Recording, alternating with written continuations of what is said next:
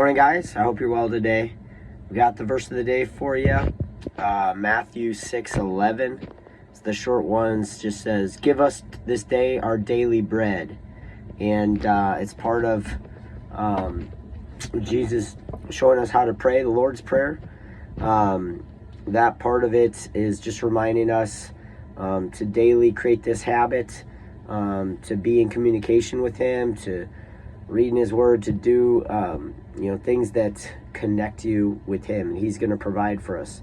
I'm just so thankful for His faithfulness. Even when I fall short, God's providing for me.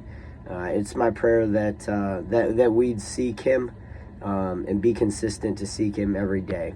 I hope that encourages you today. Let's make it a great day.